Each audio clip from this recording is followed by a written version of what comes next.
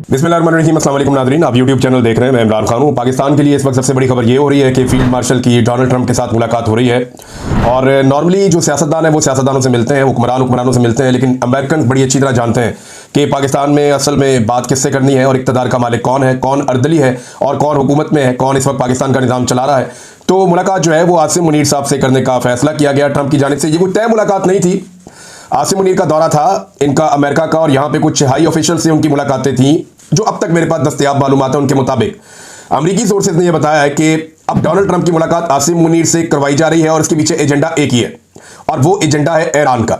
चाहे आपको बाद में कोई कुछ भी कहानी सुनाए, चाहे डोनाल्ड ट्रंप कोई कहानी सुनाए या कहीं से भी आए, मामला ईरान वाला है। क्योंकि डोनाल्ड ट्रंप मौजूद था कनाडा में, और वहां से वो कट शॉट करके अपना दौरा मुख्तसर करके वापस अमेरिका आया, जहां पे डोनाल्ड ट्रंप ने कुछ बड़ी इंपॉर्टेंट मीटिंग्स ली, और उन मीटिंग्स के नतीजे में फौरी तौर पे ईरान के करीब मशरिक़ वस्ता के इलाकों में अमरीकी जो हलचल है वो मची हुई है। यानी आमदरफ्त जारी है, चीज़ें पहुंचाई जा रही है, यूरोप से कार्गो आ रहे हैं, तो जो हथियार है उनकी खेप पहुंच रही है मशरिक़ वस्ता में। ये डोनाल्ड ट्रंप के जल्दी वापस आने के बाद ये हुआ। अच्छा, इसकी वजह क्या है वो मैं आपको बता दूं। इसराइल की कैपेसिटी खत्म हो रही है, उस पर बाद में बात करते हैं। और यहीं पे एक मुलाकात का बंदोबस्त किया गया पाकिस्तान के आर्मी चीफ की एक लंच के ऊपर अमरीकी सदर के साथ। याद रखें, अमरीकी मुफ्त में कभी किसी को खाना नहीं खिलाते। इसकी कीमत अदा करनी पड़ेगी इस लंच की पाकिस्तान को। अब क्या कीमत अदा करनी पड़ेगी ये भी हम कुछ कह नहीं सकते। इससे पहले कौन सा आर्मी चीफ था, जरा थोड़ा सा तारीख में जाकर आप देख लें। आजकल मिलिट्री एस्टेब्लिशमेंट के टाउट्स और बाकी लोग जो है वो बड़े छोड़े गए हैं, और बड़ी तेजी से प्रोपेगेंडा वो कर रहे हैं, और बहुत सारी चीजें ऐसी कह रहे हैं जो जिनका वजूद ही नहीं है। मैं आपको कुछ चीजें भी आपके सामने रखूंगा, आपको पता चल जाएगा। एक तो आप ये देखें कि सदर बराक ओबामा से मुलाकात की थी उस वक्त के पाकिस्तान के army chief general Ashfaq Parvez Kayani ने। यह मुलाकात मार्च 2011 में वाशिंगटन डीसी में ही हुई थी। तो यह मुलाकात आपको याद होनी चाहिए। आज से 14 साल पहले एक मुलाकात हुई थी, और यह एक गैर मामूली मुलाकात समझी जा रही थी। जनरल अशफाक परवेज कियानी साहब को एक्सटेंशन भी मिली थी, आप ये भी अच्छी तरह जानते हैं। और इस गैर मामूली मुलाकात के बाद जनाब खबरें ये दी गई कि अफगानिस्तान के ऊपर बात की गई है, दहशतगर्दी के ऊपर बात की गई है, अमरीकी इनखला के ऊपर बात की गई है, पाकिस्तान में अमरीकी ऑपरेशंस के ऊपर बात की, ये चीज़ें जो है वो डिस्कस हुई थी। लेकिन इस मुलाकात के तकरीबन 1.5 से पौने 2 महीने के अंदर एक एबटाबाद में हमला हुआ, और ये अमेरिकन ने हमला किया। उसके नतीजे में 2 मई 2011 को एबटाबाद में उसामा बिन लादेन पर अमरीकी नेवी सील्स का ऑपरेशन किया गया था। अब आपको समझ आई।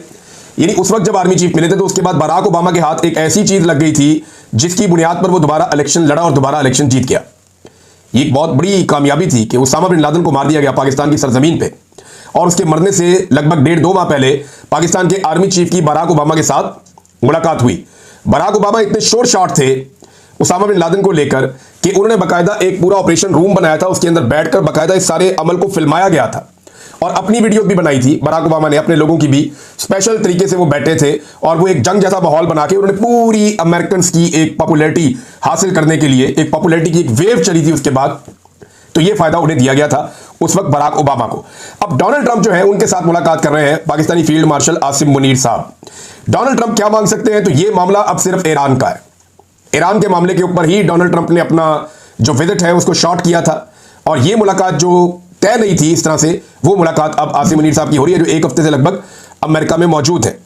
इस मुलाकात में जो अमेरिका मांगने जा रहा है, जो मेरे सोर्सेज हैं उनके मुताबिक, वो पाकिस्तान से इंटेलिजेंस शेयरिंग मांग सकता है ईरान में। क्योंकि अमेरिका की ख्वाहिश है कि ईरान में अब रजीम चेंज कर दिया जाए।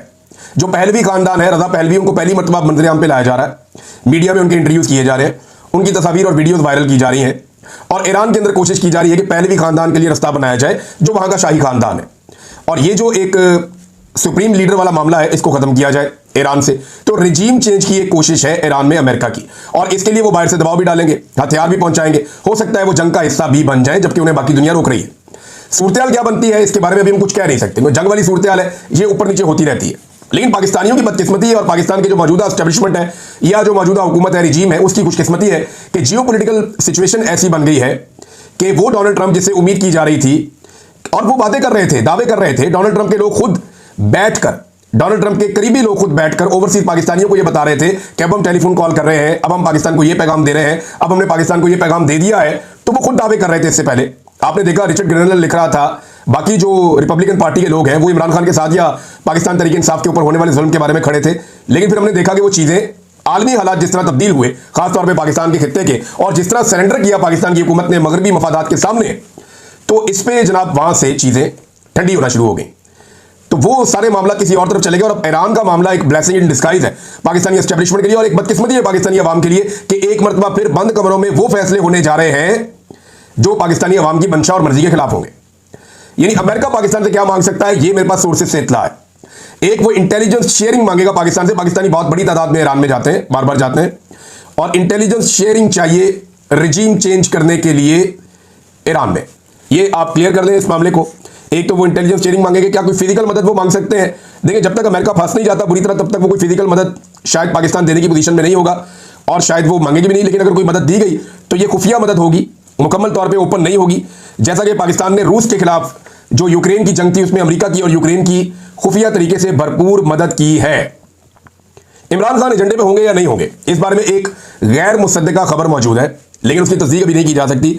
मगर मुलाकात से पहले या उसके बाद कोई ना कोई खबर निकल आएगी, और फिर मैं आपके साथ शेयर करूंगा कि एक्चुअली इमरान खान एजेंडे पर थे या नहीं थे। आर्मी चीफ अगर अमेरिका को खुश रखना चाहते हैं ना, आसिम मुनीर साहब, तो उन्हें अमेरिकी मफादात के सामने सरेंडर करना पड़ेगा और अमेरिकन की हर बात माननी पड़ेगी। इस सूरत में वो डोनाल्ड ट्रंप को और अमेरिका को खुश रख सकते हैं। डोनाल्ड ट्रंप का जो बयान आया है ईरान को लेकर, ये इस वक्त बहुत इंपॉर्टेंट है। वो नेतन्याहू की तारीफें कर रहे हैं, उन्होंने पाकिस्तान की भी तारीफ की है बिल्कुल इस मुलाकात से पहले, और पाकिस्तान की तारीफ करने के बाद उन्होंने इसको ईरान के साथ मामले को जोड़ा है। वो कह रहे हैं जी ईरान के बारे में हम ये करने जा रहे हैं, ये करने जा रहे हैं। पाकिस्तान एक एटमी कुव्वत है, पाकिस्तान एक अच्छा मुल्क है, तो पाकिस्तान की तारीफ कर रहे हैं। ईरान के बारे में उनके डिफरेंट राय है डोनाल्ड ट्रंप की। और इसराइल के बारे में उन्होंने वहीं पे कहा कि नेतन्याहू बिल्कुल ठीक काम कर रहा है। और अब वो ये कहना शुरू हो गए हैं कि जो कुछ भी ईरान में हो रहा है उसके पीछे अमेरिका है, और उन्होंने कहा कि हमने नेतन्याहू को कहा है कि वो ये हमले जारी रखे जो ईरान के ऊपर कर रहा है, और नेतन्याहू ने हमले जारी रखे हुए हैं। ईरानी जो सुप्रीम लीडर है वो अभी एक खास मुकाम पे उन्हें ज़ेरे ज़मीन बंकर में पहुंचाया गया है मुतज़ाद इतलात के मुताबिक, और उस एरिया के करीब कहीं पे बताया जा रहा है कुछ धमाके भी हुए हैं और वहां पे एक हमला भी हुआ है। लेकिन अभी किसी चीज़ की तस्दीक नहीं की जा सकती। ऐसी खबरें बाद यूं फैलाई जाती हैं ताकि सुप्रीम लीडर की लोकेशन को तब्दील किया जाए और पता चल सके कि वो कहाँ पर मौजूद हैं। लेकिन फिलहाल अभी तक जो इतलात आ रही हैं उसके मुताबिक वो महफूज है, और ईरान की तवज्जो इस बात पे है कि उन्हें महफूज रखा जाए, क्योंकि उनके ज़ेरे निगरानी ये पूरा रजीम इस वक्त जो ईरान में है वो काम कर रहा है। पाकिस्तान अगर हामी भर लेता है, देखिए तुर्की ने हामी नहीं भरी, तुर्की ने तो इसराइली तैयारों को वापस धकेला और वार्निंग दी कि इस तरफ नहीं आना, हमारी फिजाई हदूद को इस्तेमाल नहीं करना। तो एक साइड तुर्की से आती है। इराक भोगे अभी बड़ा कमज़ोर मुल्क है, उसकी फौज भी नहीं है, उस तरह तगड़ा भी नहीं है, लेकिन इराक के अंदर जैसी भी हुकूमत है उन्होंने भी कहा जी हमारी फिजाई हदूद इस्तेमाल ना की जाए। पाकिस्तान भी अपनी फिजाई हदूद नहीं दे सकता। समंदर के अंदर जो है वो जो 6 ममालिक हैं मुसलमान मुल्क, जिनके अंदर बहरीन है, कतर है, ओमान है, यमन है, सऊदी अरब है, और ये दीगर ममालिक है जो कुवैत है, ये सारे ममालिक ऑलरेडी इसकी मजम्मत कर चुके हैं जो किया है नेतन्याहू ने। और तुर्की के जो सदर है तैयब एर्दोगान, उन्होंने नेतन्याहू को इस दौर का करार दे दिया है हिटलर। उन्होंने कहा जी हिटलर की तरह कर रहा है काम, और इसका हिटलर की तरह अंजाम ना हो जाए। लेकिन जो कुछ नेतन्याहू ने किया उसका जवाब नेतन्याहू को देना पड़ेगा, ये भी उन्होंने कहा। अब ट्रंप के साथ आसिम मुनीर साहब को मिलवाने का फैसला हो गया है। देखना यह है कि आसिम मुनीर साहब ट्रंप को क्या कुछ दे सकते हैं। अगर पाकिस्तान हामी भर लेता है तो इस रीजन में एक बर्फ पिघलना शुरू हो जाएगी अमेरिका के लिए, क्योंकि पाकिस्तान के हामी भरने से बहुत सारे ममालिक जो हैं वो अपनी सोच बदल सकते हैं आने वाले वक्त में। इंटेलिजेंस शेयरिंग मेन चीज़ है। पाकिस्तान कोशिशें करेगा, मैं आपको पहले बता देता हूँ डोनाल्ड ट्रंप से मुलाकात के बाद कि जनाब हमारी इंडिया और पाकिस्तान के मामले पर बात हुई है, हमारी दहशतगर्दी पे बात हुई है, हमारी बात हुई है, खित्ते के मामला पे ऐसे गोल मोल करके पाकिस्तान ये स्टेटमेंट जारी कर सकता है। मुझे क्योंकि अंदाजा है कि ये किस किस्म का स्टेटमेंट जारी करेंगे। ये भी कह सकते हैं कि जनाब जो इंडिया और पाकिस्तान के मामला है, कश्मीर का मामला है, उसको रिजॉल्व करने के लिए भी आसिम मुनीर ने बात की है। तो देखिए ऐसा कुछ होने वाला नहीं है। उसकी वजह यह है कि इंडियन मीडिया के मुताबिक इंडिया ने बाकायदा डोनाल्ड ट्रंप को यह बता दिया है, और नरेंद्र मोदी ने खुद बताया है कि अमरीकी सालिसी हमें नहीं चाहिए पाकिस्तान के साथ मामला और कश्मीर के मामला में। तो अमेरिका इंडिया के साथ बिगाड़ना नहीं चाहेगा पाकिस्तान के लिए। हाँ जी, वो ये जरूर चाहेगा कि ईरान के मामले में पाकिस्तान अमेरिका की मदद करे। इससे पहले पाकिस्तान ने अफगानिस्तान के मामले में अमेरिका की मदद की, यूक्रेन के मामले में अमेरिका की मदद की, और जहां जहां पे अमेरिका ने मांगी पाकिस्तान ने हर जगह पे अमेरिका की मदद की है। अब ईरान के मामले में पाकिस्तान क्या करता है, अमेरिका की डिमांड अपनी जगह पे, देखते हैं पाकिस्तान इसके ऊपर क्या जवाब देता है। हैरत की बात यह है कि बिलावल जरदारी जो अपने आपको एक जमहूरी पॉलिटिकल लीडर कहते हैं, जिनकी माँ भी शहीद हो गई, जिनके नाना भी शहीद हो गए, तो बिलावल जरदारी ने अपने ट्विटर से इस मुलाकात के ऊपर तबसरा किया और तारीफें की हैं। मुझे हैरत होती है, एक तो ये खुद को जमहूरी जमात कहते हैं, एक आर्मी चीफ का क्या काम है दूसरे मुल्क के सरबराह के साथ जाकर मुलाकात करें। ये बातें बेनजीर भुट्टो ने कही हुई है। यानी हम सब जानते हैं कि बेनजीर भुट्टो डिक्टेटरशिप के खिलाफ थी, बेनजीर भुट्टो ये चाहती थी कि फौज अपने आईनी किरदार के अंदर रहे और अपनी सिक्योरिटी ड्यूटी करे। ये फौज का काम नहीं है कि दूसरे मुल्कों से जाके तिजारत के मामला करें, मईशत के मामला करें, दूसरे मुल्क के साथ जाके बाकी वो मामला करें जो उनका काम नहीं है। लेकिन यहां पे बिलावल जरदारी जो है वो तारीफें कर रहे हैं आर्मी चीफ की डोनाल्ड ट्रंप से मुलाकात के हवाले से। उन्होंने बाकायदा इसके ऊपर ट्वीट किया। तो पाकिस्तान पीपल्स पार्टी अपनी जमहूरी सोच समेत दफन हो चुकी है। अब ये एक इक्तदार परस्त टोला है जो ये जानता है कि एस्टेब्लिशमेंट की गोद में बैठे बैठे इन्हें इक्तदार मुयस्सर रहेगा, उसके बाद इन्हें इक्तदार नहीं मिलेगा। नाज़रीन, जहां पे कुछ ऐसे विजुअल्स भी आ रहे हैं जहां से पता चलता है कि हथियारों की खेप लगातार पहुंच रही है और ये कार्गो प्लेन्स हैं जो आ रहे हैं मशरिक़ वस्ता की जानिब से, यूरोप से, और अमेरिका ने भी अपने तैयारे पहुंचाए हैं यूरोप में मुख्तलिफ जगहों पे, क्योंकि यहां से वो करीब है, फौरी तौर पे वो अपने तैयारे मैदान जंग में उतार सकते हैं। और अब अमेरिका को कौन कौन से अड्डे मुयस्सर आते हैं, अमेरिका अपने बहरी बेड़े जो हैं उनको एक्टिवेट कर रहा है। जबकि चीन के बाद रशिया ने भी अमेरिका को खबरदार किया है। पहले चाइना ने खबरदार किया, अब रशिया ने खबरदार किया है। रूस का अमेरिका को ईरान के खिलाफ इसराइल की बराह रास्त फौजी इमदाद से बाज रहने का इंतबाह, या उन्होंने इसके ऊपर एक वार्निंग जारी की है रूस ने। रॉयटर्स के मुताबिक रूसी नायब वजीर खारजा सरगई रियाबकोफ ने बुध को खबरदार किया कि इसराइल को अमेरिका की बराह रास्त फौजी मदद मशरिक़ वस्ता की सूरत हाल को शदीद तौर पर अदम इस्तेहकाम का शिकार बना सकती है। उन्होंने कहा कि रूस अमेरिका को ऐसी किसी भी मदद फराहम करने या इस पर गौर करने से बाज रहने का वार्निंग देता है। उन्होंने मजीद कहा कि मॉस्को इसराइल और ईरान दोनों के साथ राब्ते में है। हम चाहते हैं कि यहाँ पे जंगबंदी हो और हम तमाम हालात से बाखबर हैं, लेकिन अगर अमेरिका यहाँ पे मदद लेकर पहुंच जाता है तो सूरत हाल किसी और तरफ चली जाएगी। जो खमनई है उन्होंने भी एक स्टेटमेंट दिया है, ईरान के सुप्रीम लीडर, उन्होंने कहा ईरान कभी सरेंडर नहीं करेगा। उन्होंने डोनाल्ड ट्रंप के ईरान को सरेंडर करने की वार्निंग को मुस्तरद करते हुए खबरदार किया कि ईरान कभी सरेंडर नहीं करेगा। अमेरिका किसी भी फौजी कार्रवाई के संगीन और नाकाबिल तलाफी नतायज होंगे, यानी अमेरिका ऐसा करेगा तो फिर अमेरिकी बहरी बेड़े और उनकी यहाँ पे बेसिस है उनके ऊपर भी अटैक करने की कोशिश करेंगे। अब अमेरिका को इतनी जल्दी जल्दी ये सारा कुछ क्यों करना पड़ रहा है और इसमें क्यों आना पड़ रहा है, उसकी वजह यह है कि शायद अमेरिका की और इसराइल को यह अंदाजा नहीं था कि ईरान के पास ऐसी मिसाइल की कुव्वत है या ऐसे मिसाइल्स हैं जिन्हें वो दाग सकता है, और उन मिसाइलों के बाद जो है वो इसराइल में सूरत हाल मुख्तलिफ हो सकती है। हो ये रहा है कि इन मिसाइलों को रोकने के लिए इसराइल का जो एयर डिफेंस सिस्टम है वो बहुत तेज़ी से एक्टिवेट है, और इसकी एक कैपेसिटी होती है ना, यानी इसकी कैपेसिटी वक्त के साथ साथ कम पड़ती है या ख़त्म होती चली जाती है। अब इस हवाले से एक रज़ी ताहिर साहब का ट्वीट है, उनका कल रात ईरान ने इसराइल पर फतह 1 मिसाइल का कामयाब तजर्बा कर लिया है। इस एक मिसाइल को रोकने के लिए इसराइल ने तकरीबन 12 इंटरसेप्टर लॉन्च किए, लेकिन कोई एक भी इस मिसाइल को नहीं पकड़ सका। ये है वो इंपॉर्टेंट बात कि उनकी जो सलाहियत है रोकने की वो कमज़ोर पड़ती जा रही है। और अगर ये सलाहियत कमज़ोर पड़ती है तो इसमें ये मोहम्मद मेहर साहब ने एक बड़ी ज़बरदस्त रिपोर्ट शेयर की है, और ये अल जज़ीरा और दीगर वाशिंगटन पोस्ट ने भी इस तरह की एक रिपोर्ट दी है। दिनों का फ़र्क है लेकिन बात वो एक ही जैसी कर रहे हैं। रिपोर्ट के मुताबिक 6 रोज़ मजीद अगर जंग रहती है और इसी तरह जो ईरान है वो इसराइल के ऊपर मिसाइल दागता रहता है, तो इसराइली एयर डिफेंस सिस्टम अब मजीद 10 से 12 रोज़, यानी 6 दिन की जंग हो गई है, 10 से 12 रोज़ मजीद सिर्फ इसराइल जो है वो ईरानी हमलों का जवाब दे सकता है या ईरानी हमलों को रोकने की कोशिश कर सकता है। इस दौरान अगर इससे उर्दन की मदद हासिल ना हुई तो यह अरसा मजीद कम होकर आधा रह जाएगा। अब मामला यह है कि इसराइल की जो सलाहियत है एयर डिफेंस सिस्टम की वो महदूद होती है ना। उन्होंने इतनी रखनी थी कि इतनी देर तक हमारे ऊपर बम गिरते रहेंगे तो हम उन्हें रोकते रहेंगे, और उनको रोकने के लिए भी नीचे से बम ही जाते हैं ना, रॉकेट जाते हैं, मिसाइल जाते हैं, नीचे से जाके रोकते हैं। अब ये जो आयरन डोम का सिस्टम है या दीगर जो उनके पास एयर डिफेंस के सिस्टम है उनकी कैपेसिटी खत्म होती जा रही है, वो महदूद तादाद में होते हैं और मिसाइलों की बारिश होती जा रही है। तो अगर मजीद चंद दिन ये सिलसिला जारी रहता है तो इसराइल रोकने में नाकाम हो जाएगा और मजीद हथियार पहुंचने में टाइम लगता है, वो ऐसे इतनी जल्दी पहुंच नहीं सकते।